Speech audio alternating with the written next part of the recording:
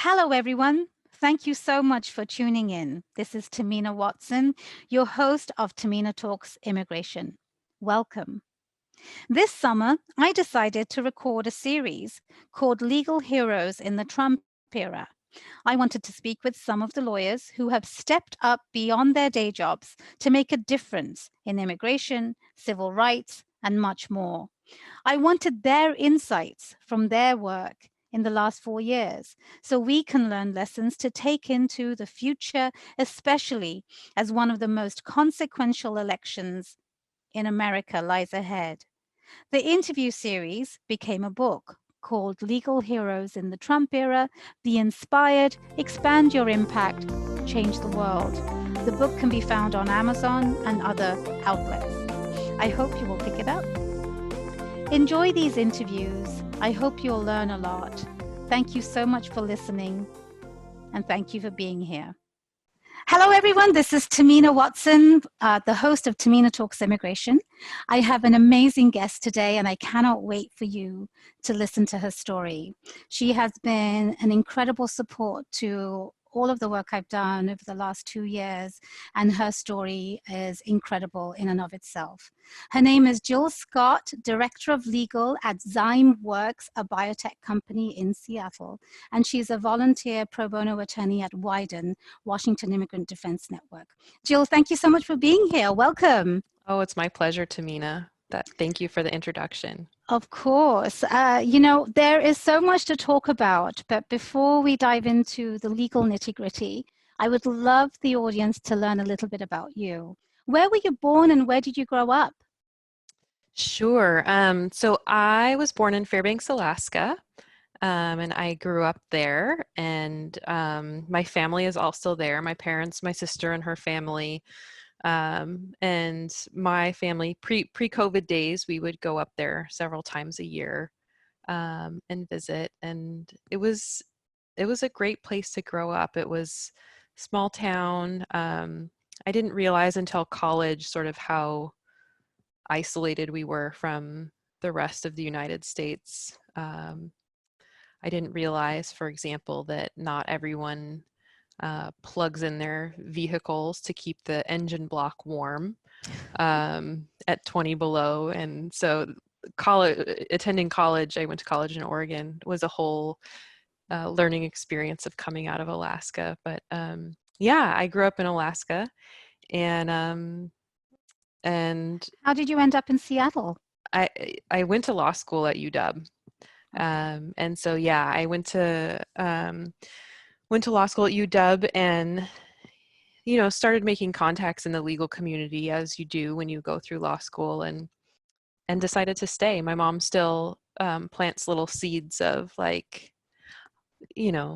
opportunities to move back to Fairbanks, and never say never, but so far I'm happy here in Seattle.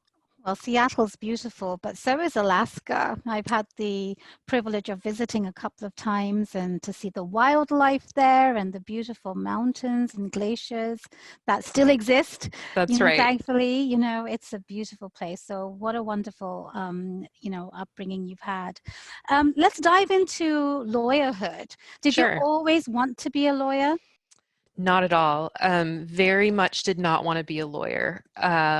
I grew up with two parents who were lawyers, and so the dinner time conversation was dominated with and I filed a motion for summary judgment, and my sister and I were just like, this is not interesting, and sounds terrible, and they're stressed, and so my sister and I always said never law, and she held firm to that, and she went to med school, and she's a pediatrician in Alaska now.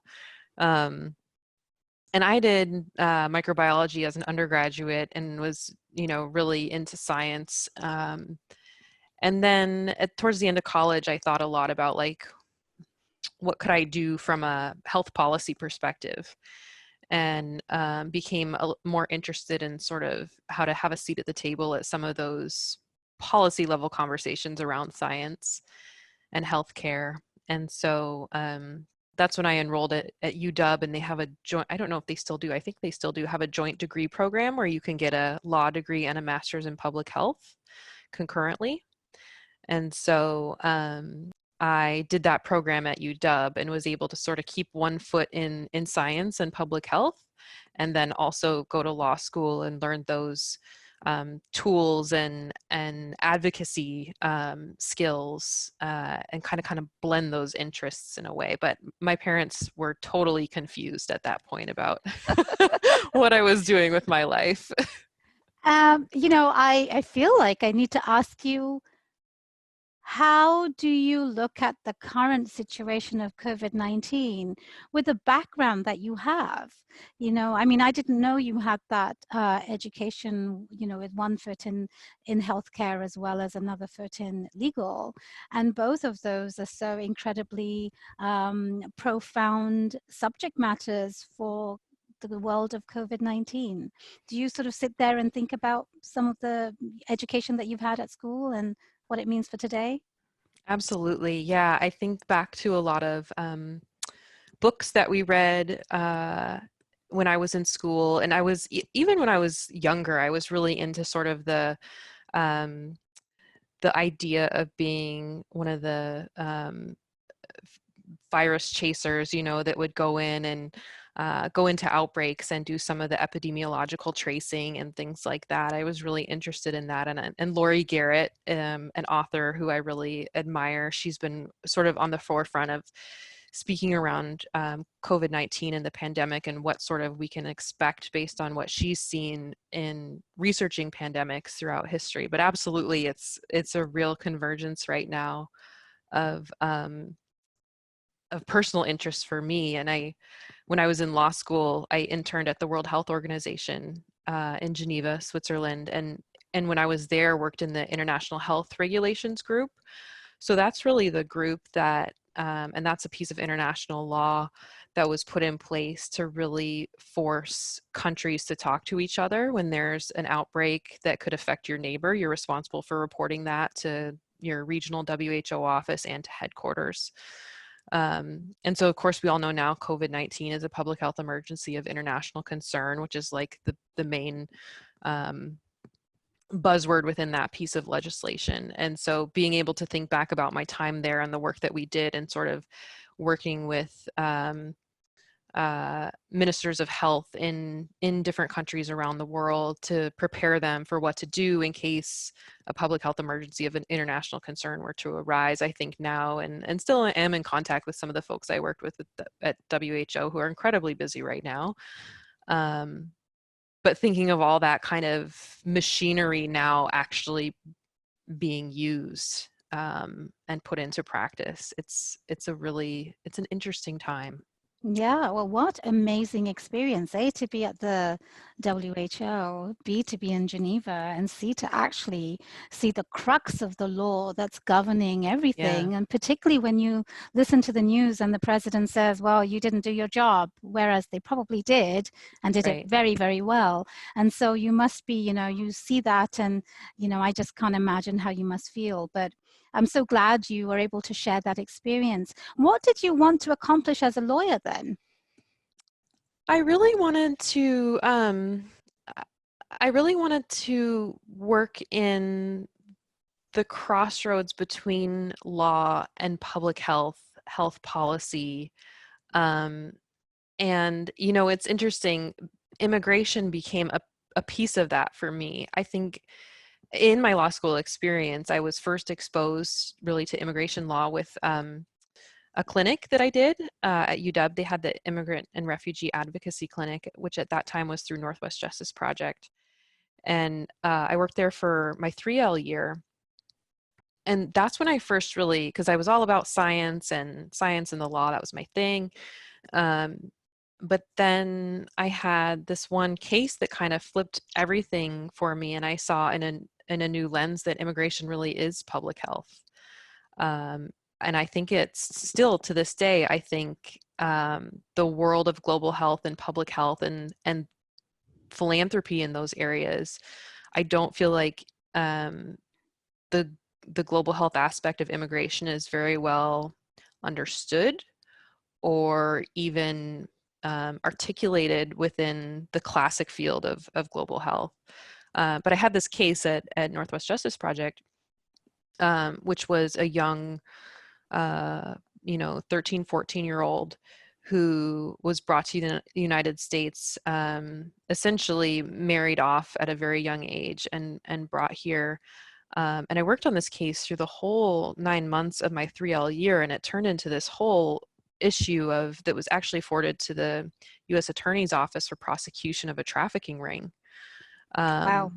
And I got to know this one client very well, and worked her case from everything from getting her into a foster family, getting her Medicare, Medicaid services, getting her into school, like all the, you know, logistics of helping someone who's here, with no parents, no one really to help her along the way, except for the wonderful other helpers that had brought her to NJP. And so for me, that was a turning point in terms of how I for myself defined what I wanted to do with my career and what I thought of as,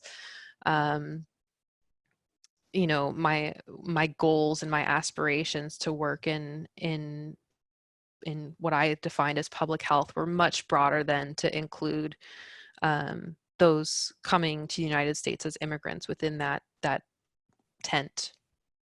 You know, I think that's a very astute observation that immigration really is public health, and that has never been truer than it in current modern American history, because, you know, and we will talk about it, but, you know, what's happening at the border Right.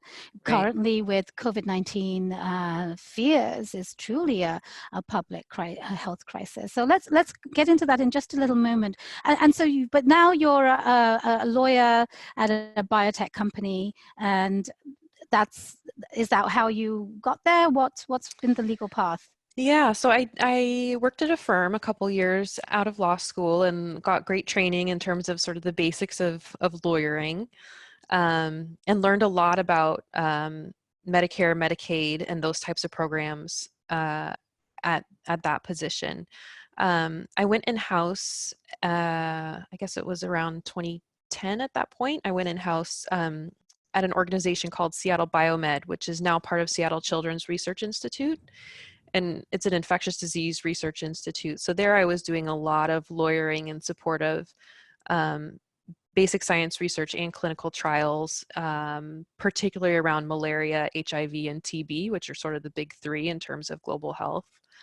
Um, and before I was at Zymeworks, I was at the Allen Institute, also supporting basic science and research. And at Zymeworks, I've really enjoyed the opportunity to, again, be part of clinical trial work. I feel like that's a really important piece of our how we do science and how we bring new technologies to help, you know, across all different disease areas. And I've also really appreciated how they've supported me in my ability to continue to work with WIDEN, and other pro bono opportunities. So I feel like I'm able to have a good balance of sort of my eclectic interests. Well, I love it. I feel as though I should say thank you to them as well, because you were part of, you know, the first cohort, and you gave vision to this nonprofit that I'd been, you know, doodling for about 18 months. So a big thank you to everybody who has supported you. Now let's back up a little bit before we talk about what you have done in this climate. November 2016. Election night. Nobody will forget where they were. Where were you and what was going through your mind? I was at home. I was at home with my mother-in-law, and at that time I had one son. I have two now. Um, and all day, you know, like many of us, I was feeling good and then a little not as good. And my mother-in-law was here, and I stayed up late, and we were watching it together. My husband was out of town in Germany, I believe, for a work trip, and so his experience is totally interesting, seeing this unravel in another country. But I just, I think like many, I was just at a loss. I was I was at a loss, and it really, I think the impact of that unfolded for me over the course of the next several days. There was sort of the immediate thoughts of, what this means in terms of the Supreme Court and those types of things. But then the it it washed over me in waves over the next several days of how is this going to impact this program and this program and this group, um, and talking about it with my mother-in-law, who's Canadian, was interesting to kind of her take on watching this as a non-US citizen, non-US resident, what was going on and what she was seeing. So it was shock and sadness. I just got goosebumps because, every time I ask this question, I'm taken back to that moment too. And I had a similar experience of being in shock and, for several days, sort of really thinking about, in a very desperate way, what can I do? What's going to happen? And all of that eventually, rounded up to action items. For you, so you were in this sort of, shocked state of mind. January is when really things had erupted for a lot of people. What was going through your mind when some of these actions started to take place? Yeah, I think I became increasingly, I mean, my initial response was like, okay, we got to donate to the ACLU. We got to, it was a lot of, what can I do in this moment that isn't going to be completely honest with you, isn't going to take up too much of my time because I've have my job and my kids and whatever, and still feel like I am having an impact and doing something. And we're talking about the travel ban here. To Even specify. before that, Even before that. Okay, interesting. yeah, Okay. yeah, even before that, I think, and it was the travel ban followed by family separation that really was sort of it for me. And I think for different people, um, it hits them personally at different times and at different ways. And for me, and I think for many who were initially involved with WIDEN, it was family separation that was, I couldn't just donate anymore. I couldn't um, continue with the way that I had structured my life and allocated my time. It wasn't going to fit neatly in the little box that I had drawn out for it anymore. I needed to make some real changes in how I was going to approach this in order to feel like I could continue to live with myself. And what did you think you had to add benefit to the people that you wanted to help? Frankly, very little, which which is why I feel like Widen, Tamina, you for me are the reason that I feel like I've been able to plug in and do something with what I felt like. Yes, I'd been to law school, and but I am not an immigration lawyer. I did that clinic in law school, but that was 10 plus years ago. And so, I mean, that was part of, for me with family separation, that like a lot of angst around like, what can I do? Um, and so what I love about Widen and what you've created is you've created an infrastructure where somebody like me can plug in, actually feel useful, like actually feel like I can research, I can follow directions of an immigration attorney who tells me what I need to go research, and I can do a first draft of a brief around that.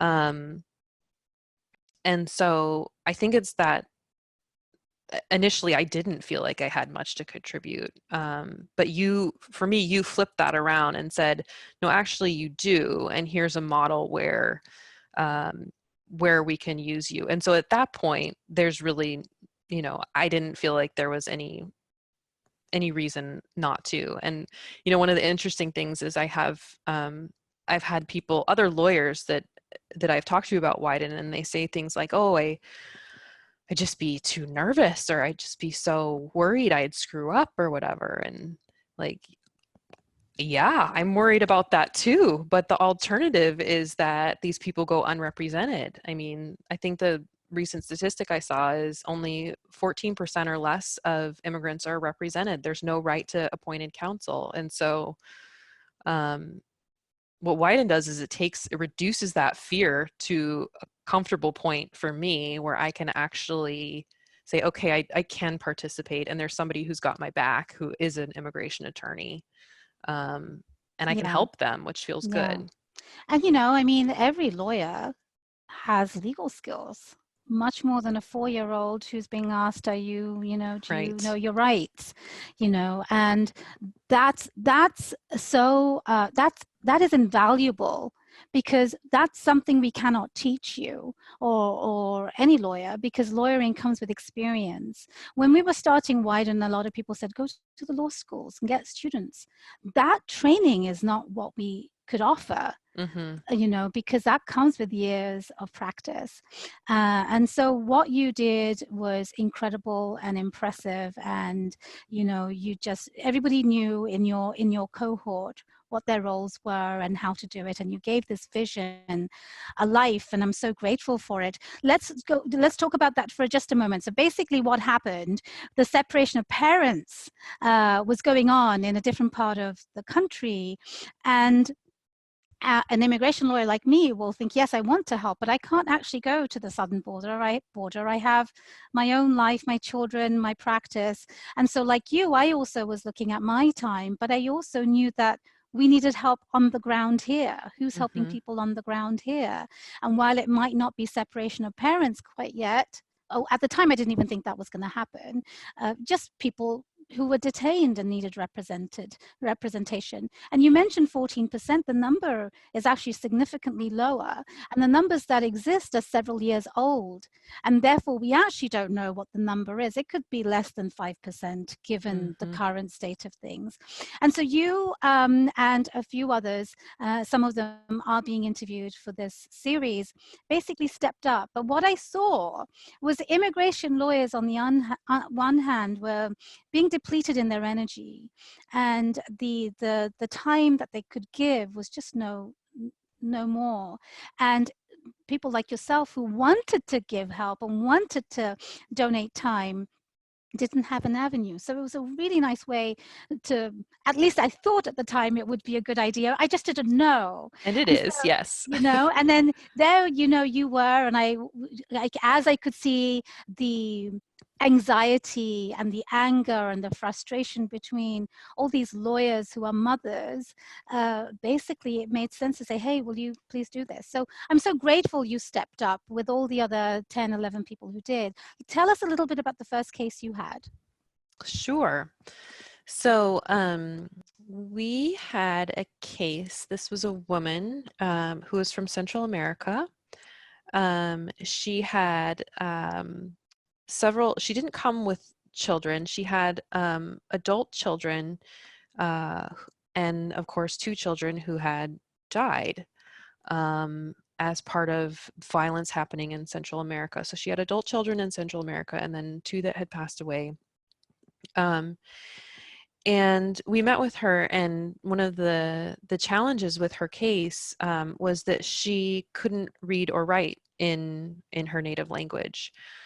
And so um, she had suffered, I mean, horrific experiences that had led her to decide that her only and best option was to flee.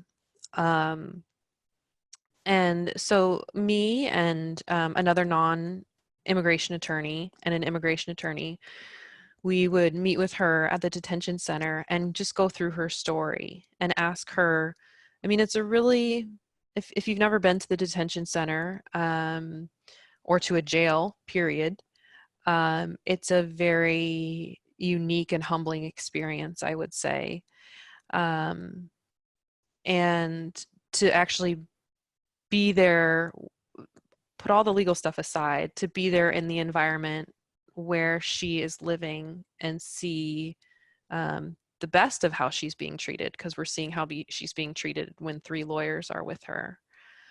Um, I remember she was in her sort of prison scrubs and they were wet. And I remember asking her, why are your clothes wet? And she said, oh, I washed them out in the sink because I just really wanted to feel clean. And like I just don't ever have an opportunity to feel clean. And so, um, we met with her over the course of several weeks. Very difficult to kind of piece together all the um, all the elements of her story, in large part because she wasn't familiar with, how to. She wasn't keeping a calendar. No one keeps a calendar, or like is contemporaneously recording all of the horrific things that are happening to them. But the extra challenge that she couldn't read and write, and so. Um, we ended up having a bond hearing for her.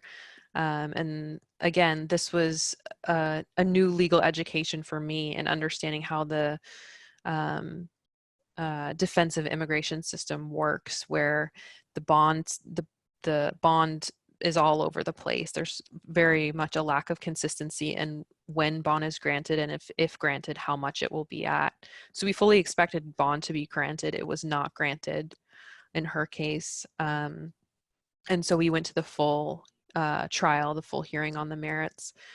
And we did a lot of preparation with her for that hearing. And again, sitting in on that trial was completely eye-opening to me, to see how the immigration court system differs from what we're used to in terms of Article 3 courts.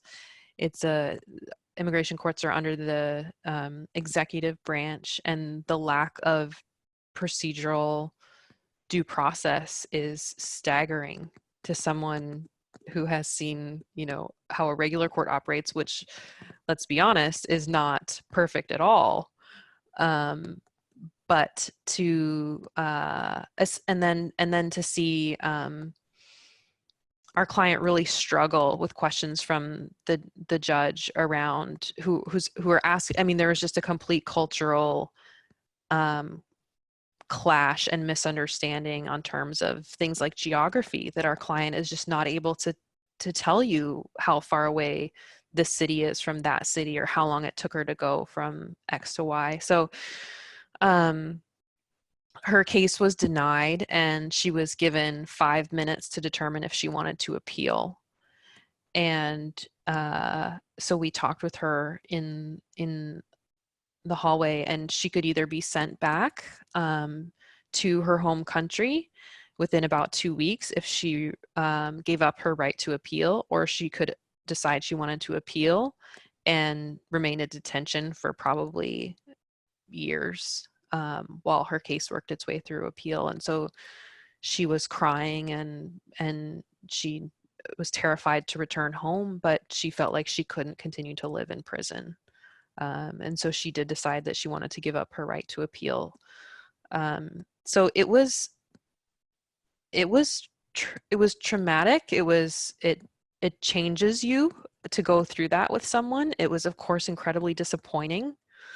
But I guess what I want to convey about that experience is that yes, it was not, certainly not the outcome that we wanted, but we were there in order to, witness her experience, to stand with her in that room in front of that judge, to acknowledge her humanity as a human being, and to record her story and advocate for her survival. And so you asked me earlier, what I thought I could bring to the table. Those are not things that I had thought of back when I replied to you and said, yes, I'll volunteer. I really didn't think I had much to offer. But as I reflect on that experience, like, yes, any lawyer can use their skills to bear witness to what is happening, to record it, to advocate, and to be there with that person regardless of the outcome, and see it through to the end the best that they can. I just got goosebumps many, many times as you were speaking. If you had not represented this person, what would have happened to her, do you think? Oh, goodness. Um,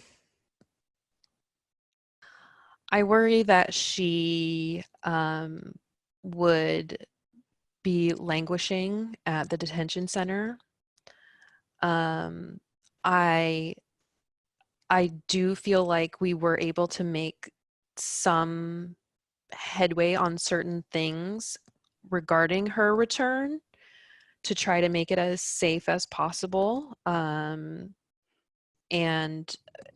and we were in touch with several relatives in order to try to facilitate some different things for her and her family that was still in her home country. Um, she was very depressed, rightly so. I mean, and I think um, just being able to, for her to see, for us to be able to say, um, we have this witness who's going to speak in support of you, and we have this organization that's going to be able to help you. And I mean, big picture, these are, little things for us to do, but I think for her to even feel that somebody cared, that somebody was trying to do something, I think that meant something to her. But without any advocate at all, I think there's just this sense of, you know, erasure. Like where do I exist, and who is watching, and who is listening, and who is caring?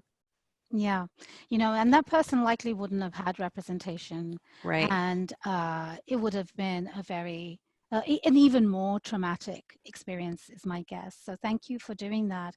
And you have since taken more cases, and you've been an advocate for the program, but you have done even more in the immigration field.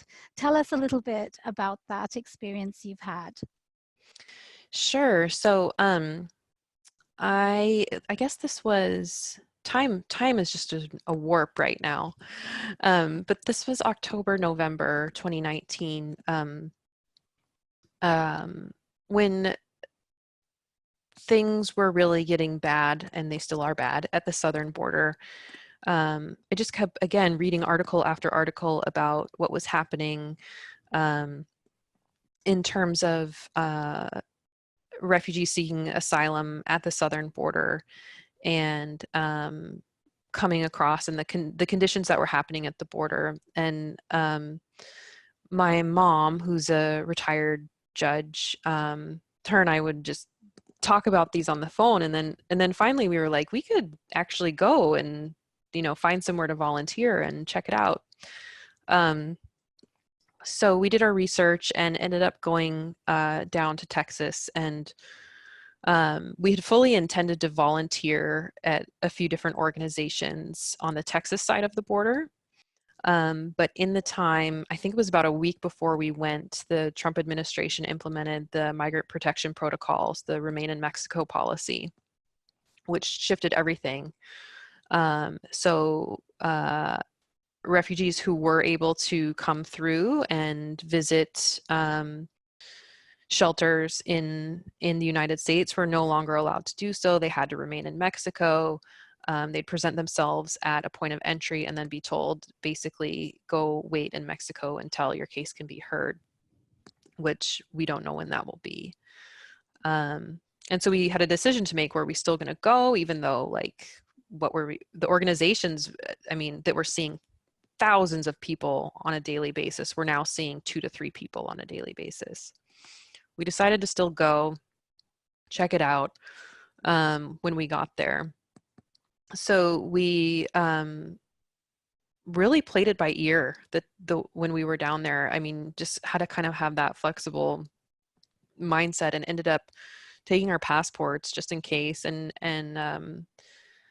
because if you read about, this is like the Brownsville area, if you read about the region right across the border, the camp that we went to was in Matamoros, Mexico, and it's in a Department of State warning level 4 area, the same as like Syria and North Korea. Gosh. Very dangerous, very high risk area, yet deemed by the administration safe enough for these folks to wait for their cases in, even though State Department employees even aren't allowed to go there.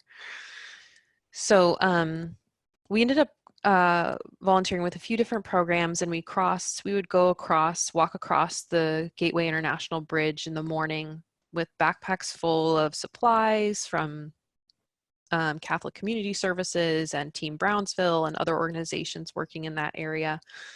Basically, you're allowed to cross with what you can carry. So you can't fill up a car though. So there's like wagons and backpacks and all types of things. And we're crossing with the most basic of materials: toilet paper, medicine, water, food, and then spending the day in the camp. And this is a refugee camp of roughly 2,000 to 2,500 people. And spending the day visiting with folks and distributing supplies. We had a pediatrician in our group, so we kind of helped her triage kids that needed to be seen. And then I also got plugged in with a lawyer working down there and was able to do some meeting with clients and preparing documentation to help her out, and some translations and things like that. But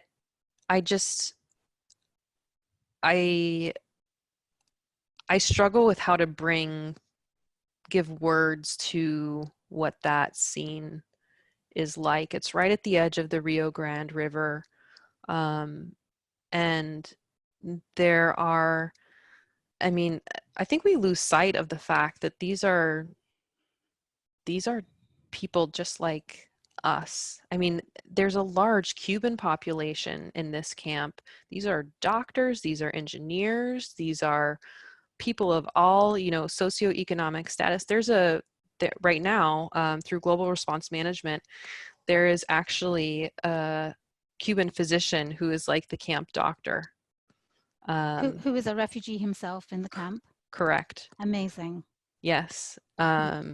And so, and everybody knows him and loves him, and he's totally awesome. But it's at the time that I was there was no sort of organized NGO presence or anything on the ground. So it was all community-based organizations bringing in all necessary supplies for thousands of people. Wow.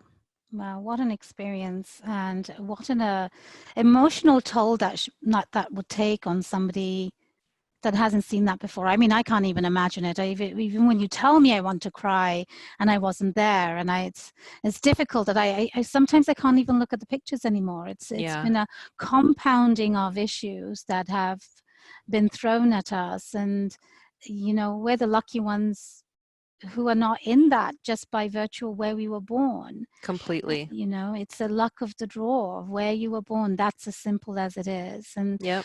So I'm so glad that you were able to share that experience, and I'm so glad that you were able to, put your legal skills to real use. Now, legal skills are something that are important in the Trump era, regardless of immigration. Would you call what you have done as legal activism?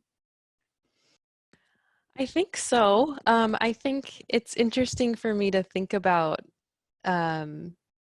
what activism means right now, historically and right now, I guess. And I think I grew up with a mom who was a real mover and a shaker. And I think instilled in us a sense of very much, I expect you to get off your ass and help the world and change the world. I feel as though I'm constantly every 6 to 18 months though feeling like I learn so much more, and I get it now. Now I can be a better activist and servant and all of these things. And then more time goes by and I'm like, oh man, no, I didn't get it. Now I understand more and can get. And so I think I do try to be an activist, and I do I like to think of myself as doing activist things, but I also have had the experience now to know that, like, I think that I will hopefully continue to be a better one, and as I continue to learn and grow. Yeah, well, that's a good answer. I think you are, and I think lawyers have changed in the way they are lawyering. Being at the desk, just like you said, is not enough anymore. You know, it's really important for us to go back to the idealisms that we had at university and law school to actually make the world a better place. We found ourselves living life because life gets thrown at you, Yes. but these times are telling us that we have a purpose, we have skills, and we are ultimately connected. And, you know, your public health background will, you know, confirm this. But what we have seen with the COVID-19 virus is that we are connected. A tiny little virus in another part of the globe has now essentially infected the entire world. If we were not connected, that wouldn't have happened. And so Yes. it's a very stark demonstration of how we are absolutely intertwined, even though we don't think so. Um, Other lawyers who might be listening to this or watching the video or reading about you might get inspired. What would you say to them about how they could use their legal skills? You know, um, I think we all have defense mechanisms that we've developed in order to be able to cope. And so, um, for me, those defense mechanisms served as a way to keep me from sort of diving in where I felt I was going to either not be useful, or it was going to be, you know, I had other, you know, I've got kids, I've got this, I've got that. Um, I think what I experienced through WIDEN and through being at the border is that by sort of throwing that caution to the wind, and really just throwing aside those defense mechanisms, I've actually found more energy, I think, in being able to tap into some of that, like going into something with pure vulnerability and love and, you know, openness to being there, um, and with humility. I think it actually has allowed me to tap into this sort of energy that's below the surface of my day to day, like cleaning up and cooking and childcare and desk job and all of those types of things. So I would say that there's probably a spaciousness that you don't realize is there, in your head and in your heart, that you can find and turn that empathy, that which empathy is very important, but perhaps that more passive empathy into action. Um, and so I think tuning into that, figuring out what you're passionate about, what sort of really lights your fire, and then baby steps. If you need to do baby steps, baby step, read about that organization, say yes to that little thing. And then for me, it's been huge to see people like you, Tahmina, and others who are, you know, you have kids, you have a day job, you have all of these other things that I use as excuses. You don't use those as excuses. And for me, that's like a mental mind reset of like, oh, right, okay, I'm not unique and special in those ways. It's interesting. And thank you for saying that. And I think that's really important to tell people that I love what you said, and I'm going to have to quote you on it, that if you think about it, there's spaciousness in your heart and your head. And I don't think anybody's expressed it that way because it's sort of the mindset of abundance that we don't necessarily think Right, about. You know, right. there's abundance of everything. And to be honest, I mean, I really, sometimes I feel like I don't have enough energy while people around me are like, how do you have so much energy? And the, the reality is that we all have to keep going, Hmm. and you've got to find your own defense mechanisms, and my mechanism has been to do more. It's the only way that I can sustain the anxiety that comes with, oh my gosh, what's going to happen to the world. So I'm so glad you brought that up, because I think that alone should inspire people and think in a different way. Jill, thank you so much. I cherish your friendship, and I cherish everything that you've done for WIDEN, for me. The support you've given is unparalleled. And, every time I've asked for help, you've been like, what do you need? And even when I haven't asked for help, you're like, well, I'm doing it. I have just been so grateful. So thank you for being you, and thank you for being a WIDEN lawyer, and thank you for being an advocate for the vulnerable. We are all better people for you being in the world, and thank you for being a legal hero. So thank you for being on this show. I hope we have another opportunity to have you on the show, but I'm sure people will see a lot more of you. So thank you. Thank you so much, Tahmina. All those things right back at you. I feel like there's a great quote Ijoma Oluo had that I just read, that personal growth begins where comfort ends. And I feel like, to me, you have brought that. You were that nudge to get me outside of my comfort zone and to a place of personal growth. So I really appreciate that from you. Well, it's my privilege. Thank you.